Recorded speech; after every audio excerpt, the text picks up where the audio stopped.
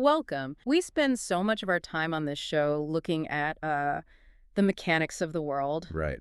how systems operate, historical timelines, the hard data that kind of drives our society. But today we are embarking on a deep dive into something entirely different, and frankly, it's a lot darker. Yeah, it definitely is. We are working from a truly fascinating document. It's simply titled "O3 Never Enough: When Rich People Do Crazy Things." And our mission for today's session is to look squarely at human psychology. And it's a profound look. It really is. We are examining ambition, that invisible line between staggering success and absolute self-destruction, and the bizarre, irrational things that happen to the human brain when the numbers just get incredibly large. Because the numbers we're talking about today are almost impossible to conceptualize. Exactly. So for you listening right now, someone who is always relentlessly curious, someone who genuinely loves to understand the why behind complex human behaviors, this is the perfect deep dive. Reading through this source material, honestly, it felt less like reading a finance text and more like uncovering a psychological thriller hidden inside an economics syllabus. I had the exact same reaction. The document completely subverts what you might expect to read when you see a title involving wealthy people. Right. It strips away all the glamour.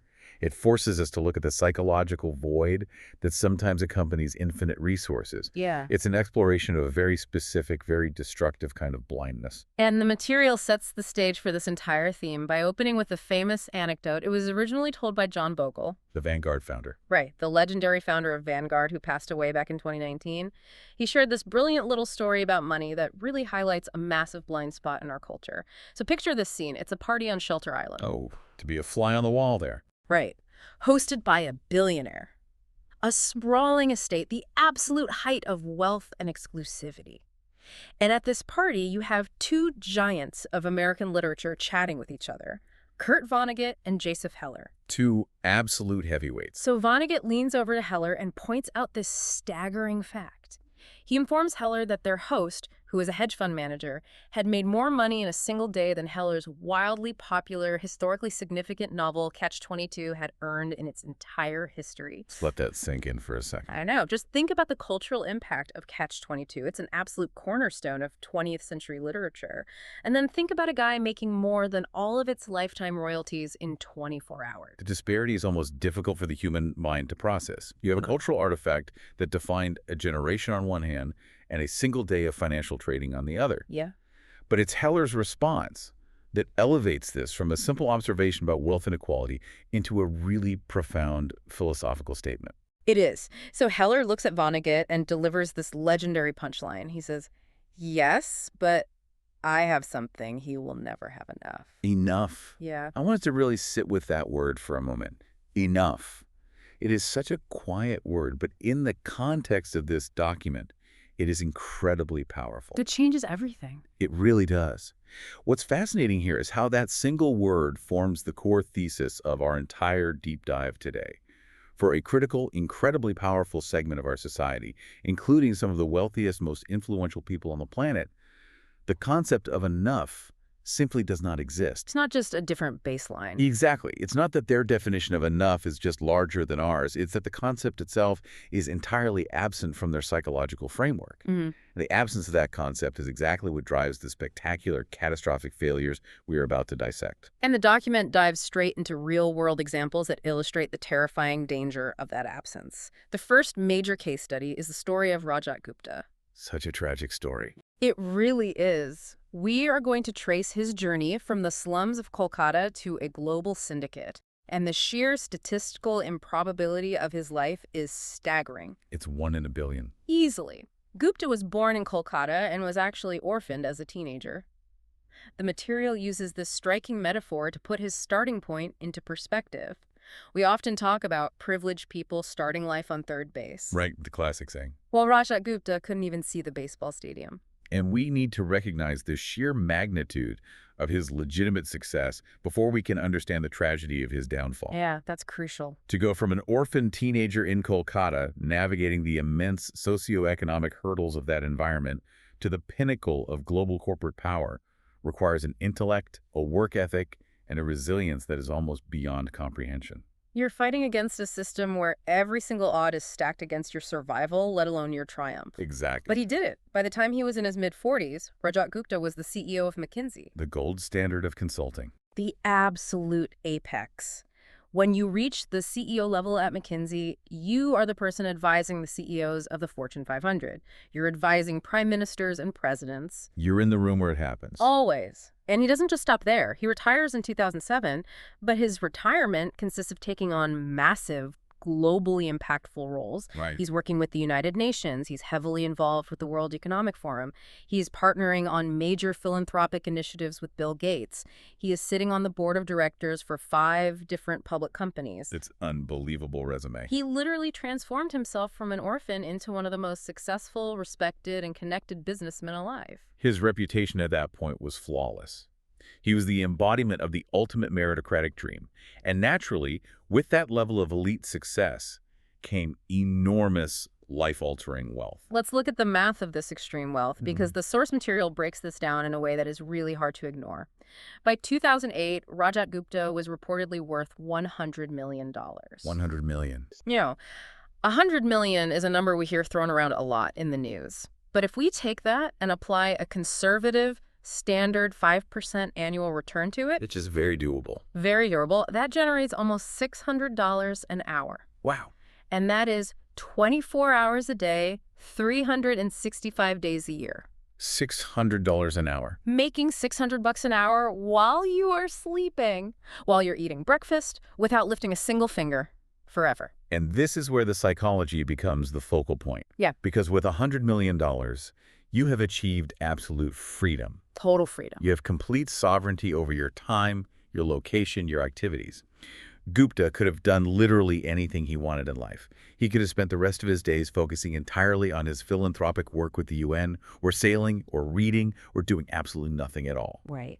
So the critical question we have to ask ourselves as we analyze this man's life is, with absolute freedom to do anything, what did Rajat Gupta want? By all accounts, he didn't want to be a mere centimillionaire. He wanted to be a billionaire. Which brings us to what we might call the poison of proximity. I like that phrase. Why wasn't 100 million enough? It defies logical explanation until you look at his environment. There was a specific catalyst. Gupta was sitting on the board of directors of Goldman Sachs. Right. And who's sitting next to you in the boardroom of Goldman Sachs?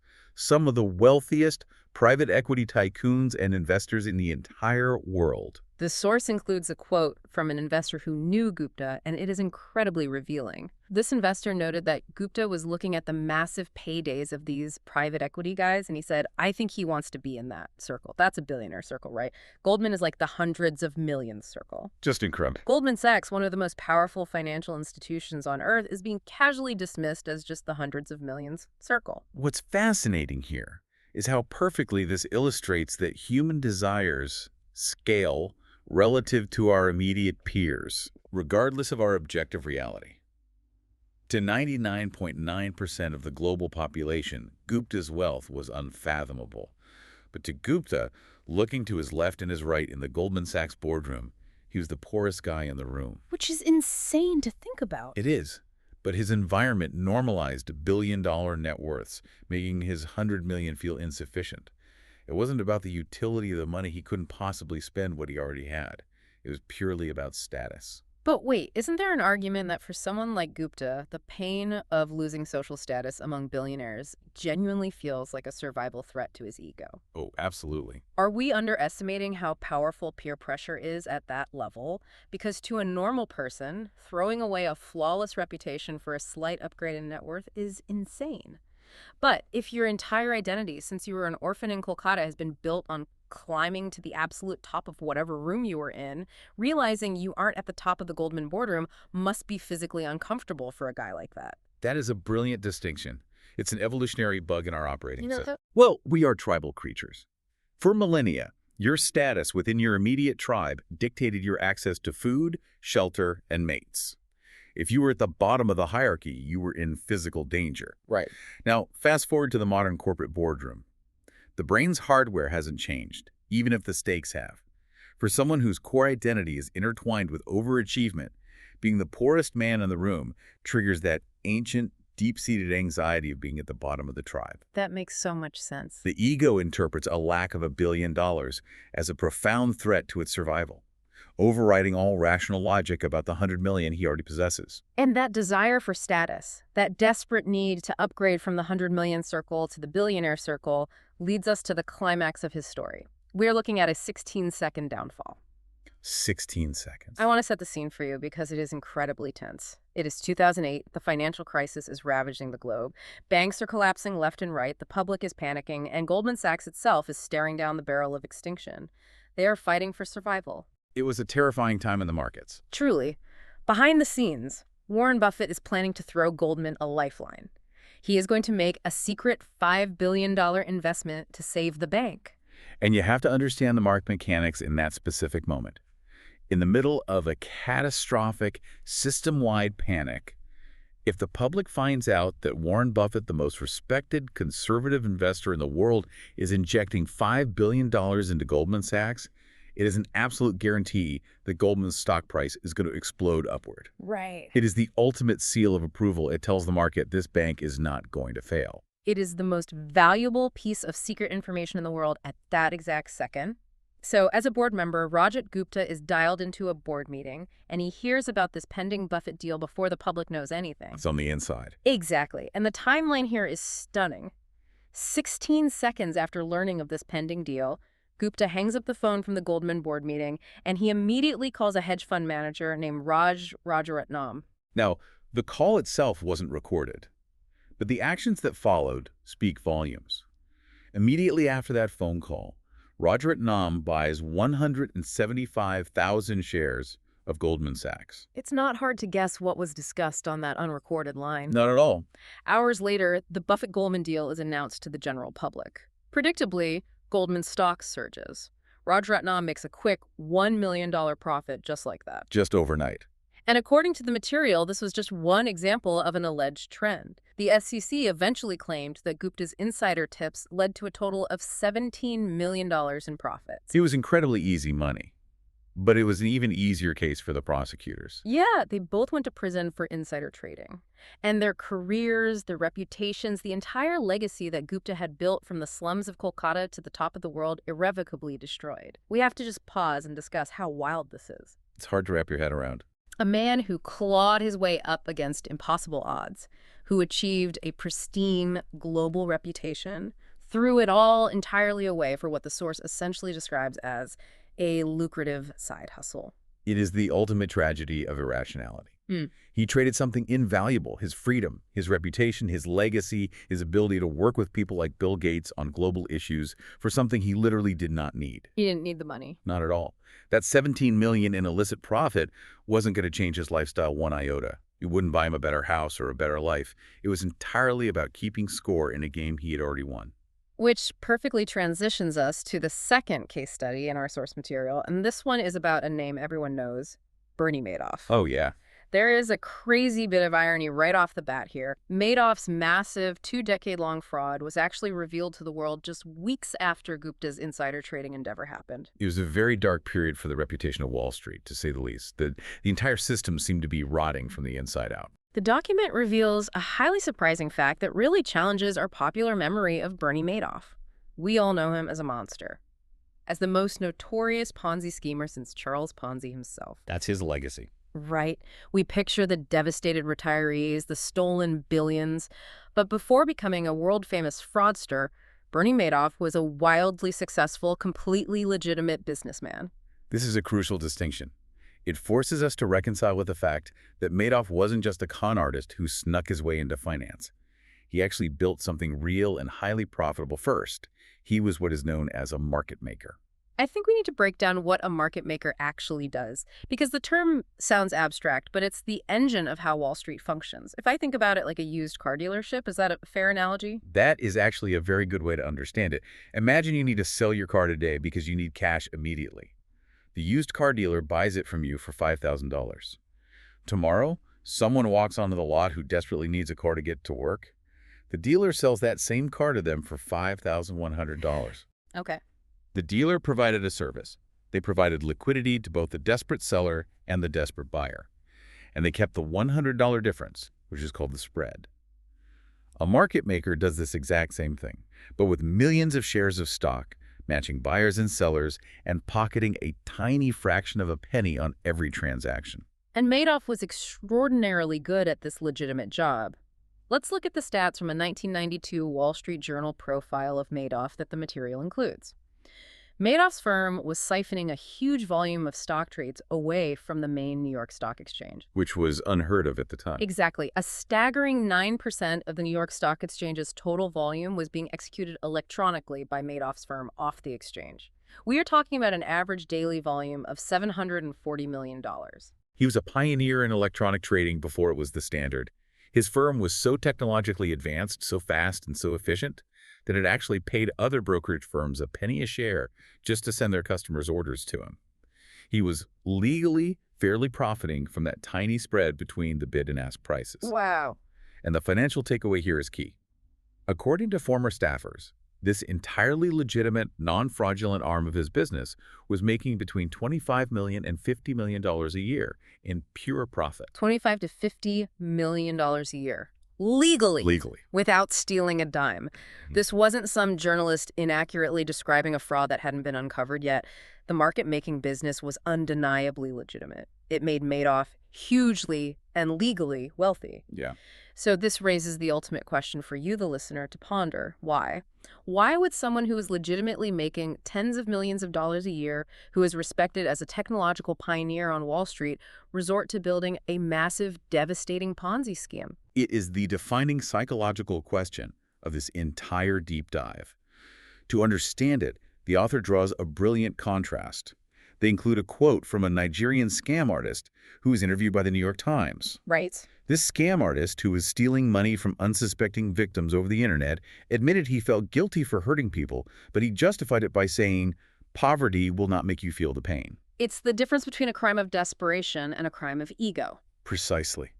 What that scam artist is saying is that survival overrides morality when you are desperate. Crime committed by someone living on the absolute edge of survival, while illegal and harmful, has a clear, understandable, logical motivation. They need to eat. They need to put a roof over their children's heads. Right, the stakes are literal survival. Exactly. The biological imperative to survive silences the conscience. But what Madoff did, and what Gupta did, is something entirely different. They weren't feeling the pain of poverty. They already had unimaginable wealth. They had prestige, power, and freedom. They had it all. They committed these massive crimes solely because they had absolutely no sense of enough.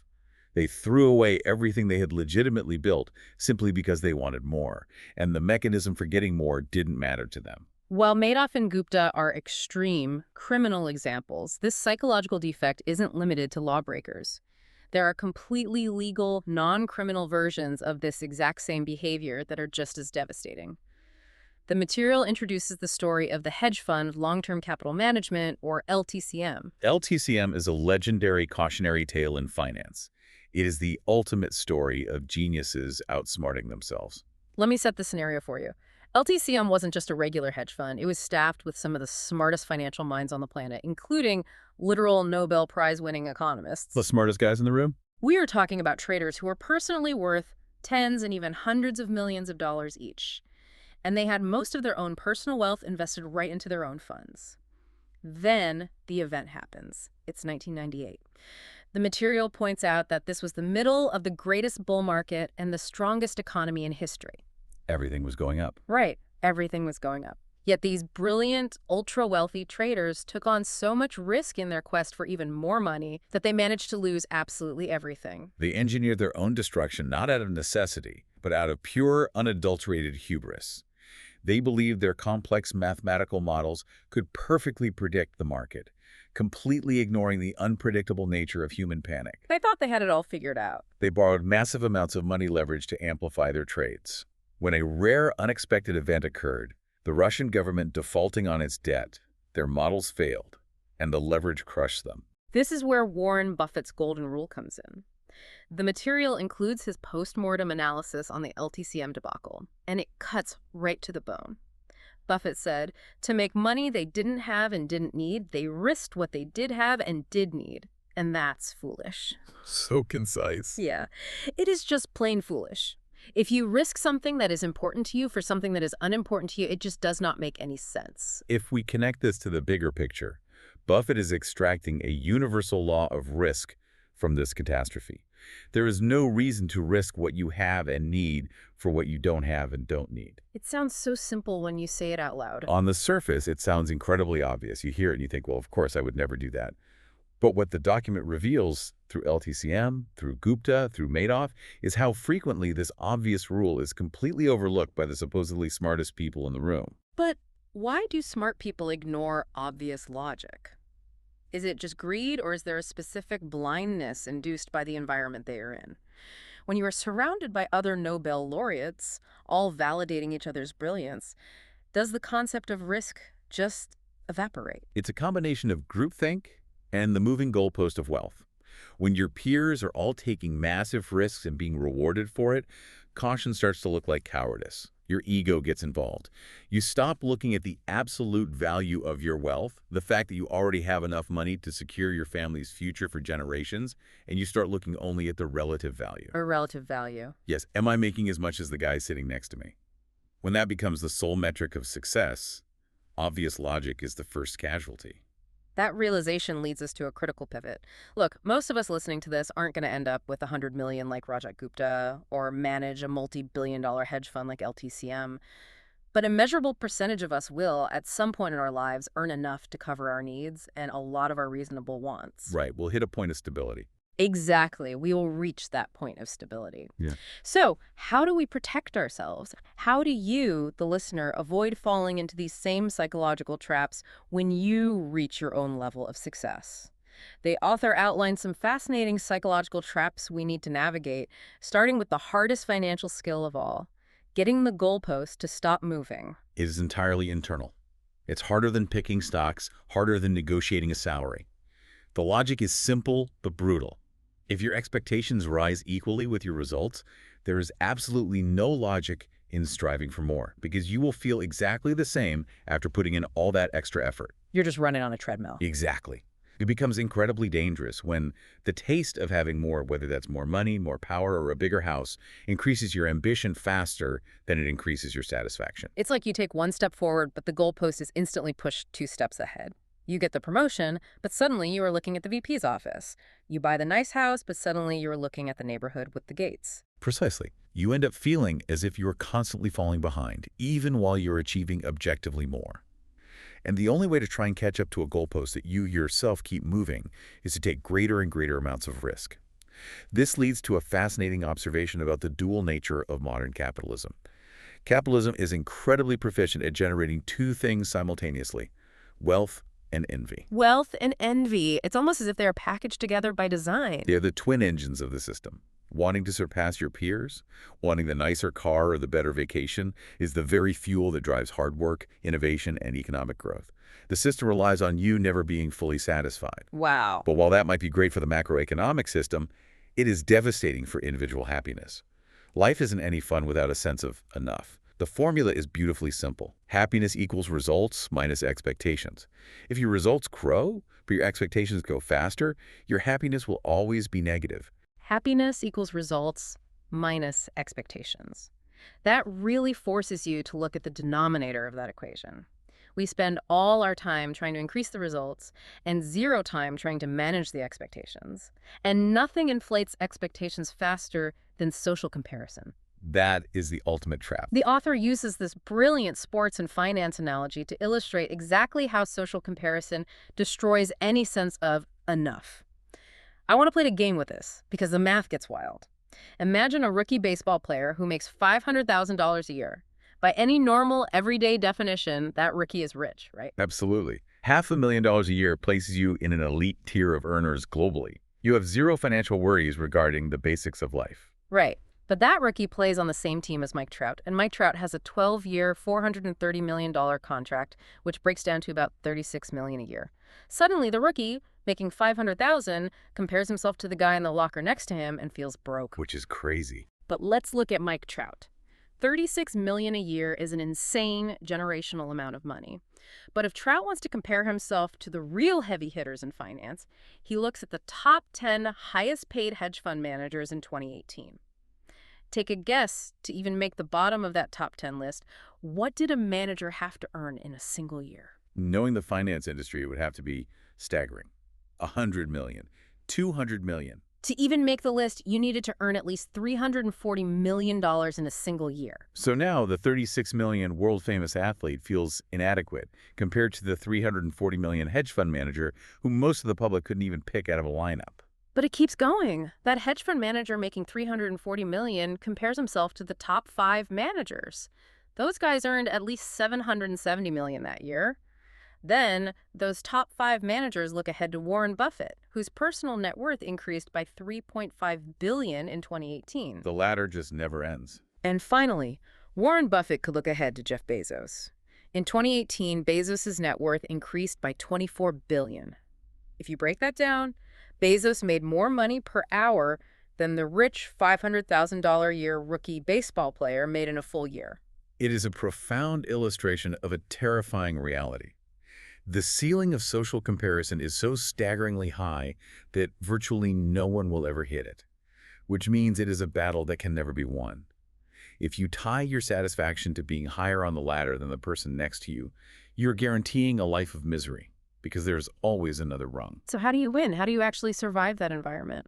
There is an incredible anecdote about a Las Vegas casino dealer that provides the perfect solution. A friend of the author makes an annual trip to Vegas and once asked a dealer very seriously, "What games do you play and what casinos do you play in?" Okay. The dealer looked at him, stone cold serious, and replied, "The only way to win in a Las Vegas casino is to exit as soon as you enter." The only way to win is not to play. It's the absolute truth. You cannot win the game of keeping up with other people's wealth.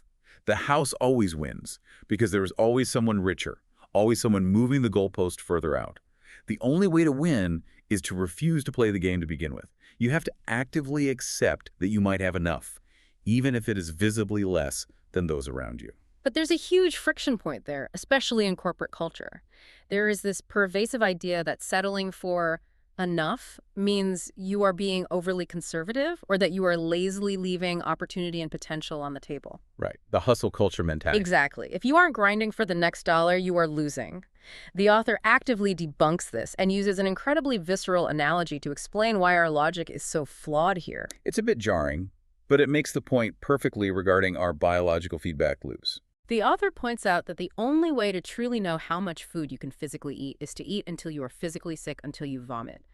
But we don't do this. Very few people try to find their absolute maximum caloric limit at every meal because vomiting hurts.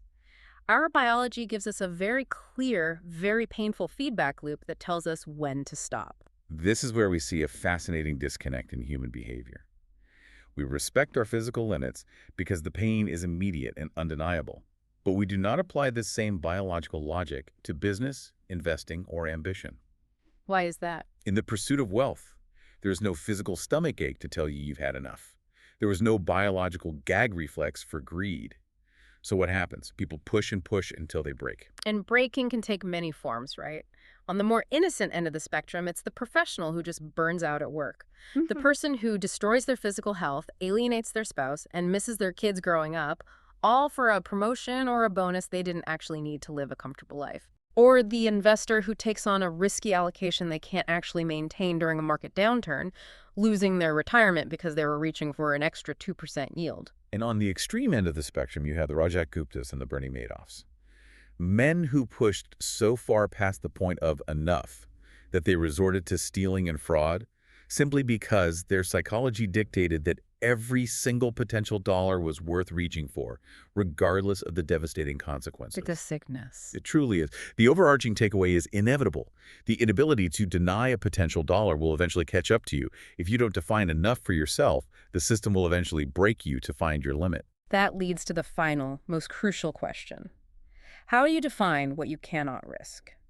The material circles back to Rajat Gupta here. After Gupta was eventually released from prison, he gave an interview to the New York Times. And he told them he had learned a lesson. He said, and I quote, "Don't get too attached to anything, your reputation, your accomplishments, or any of it. I think about it now, what does it matter? Okay, this thing unjustly destroyed my reputation. That's only troubling if I'm so attached to my reputation." That quote is absolutely staggering, and the author sharply critiques it. I completely agree with the analysis.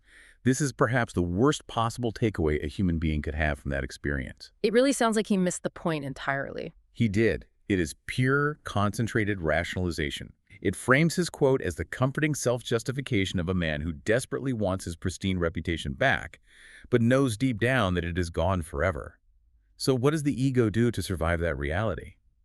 It pretends the reputation never mattered in the first place. It's a defense mechanism. I didn't want that toy anyway. But it begs the question, if a $100 million fortune isn't enough to protect you, and if your reputation supposedly doesn't matter, what actually is invaluable? What are the things that we should never put on the table in a casino, no matter what the potential payout is? The material answers this by providing a definitive list of unriskable assets. These are the foundational pillars of a meaningful human existence. Things that you should never, under any circumstances, put at risk in the pursuit of more wealth or status. Let's lay out those invaluable assets, because it is essentially a blueprint for a good life. Reputation is invaluable. Absolutely. Freedom and independence are invaluable. Family and friends are invaluable. Being loved by those who you want to love you is invaluable. Happiness is invaluable. The ultimate lesson tying all these narratives together, from Madoff to Gupta to LTCM, is that your absolute best shot at keeping these invaluable things is knowing when it's time to stop taking risks that might harm them. The only way to protect your freedom, your family, and your happiness is by knowing when you have enough. So, what does this all mean for us? Let's connect the dots here. We have gone on an incredible journey today through this material. We started at a billionaire's party on Shelter Island. We traveled to the slums of Kolkata and the high-pressure boardrooms of Wall Street. And we watched as the complete absence of the word enough destroyed lives, regardless of whether there was $100 million or $1 billion in the bank. The universal vulnerability. It is. And for you, listening right now, the greatest takeaway is that these principles, managing your expectations, avoiding the toxic trap of social comparison, and fiercely protecting your invaluable assets apply to every single career and life stage. You don't have to be a billionaire for a moving goalpost to ruin your happiness. It can happen at any income level. I want to leave you with a final thought to ponder, something that builds on the underlying currents of everything we've discussed today. We noted earlier that modern capitalism is brilliantly designed to generate both immense wealth and immense envy. At the same time, our evolutionary biology constantly pushes us to acquire more resources and more status to ensure our survival within the tribe. So as both our economic system and our biological hardwiring are screaming at us to get more, risk more, compare more, is the concept of enough actually an act of rebellion? Oh, that's interesting. By simply deciding that you are satisfied, are you essentially hacking human nature? Are you opting out of a matrix that was explicitly designed to keep you endlessly running on a treadmill? I'd challenge you to think about that. How would your life look tomorrow if you woke up and consciously decided that what you have today, right now, is definitively enough? Hacking human nature by simply choosing to be satisfied. Opting out of the matrix. I love that. Thank you so much for joining us on this deep dive today. Your curiosity is what makes exploring these complex topics so rewarding. Take care of yourselves, protect what is invaluable, and we will catch you on the next deep dive.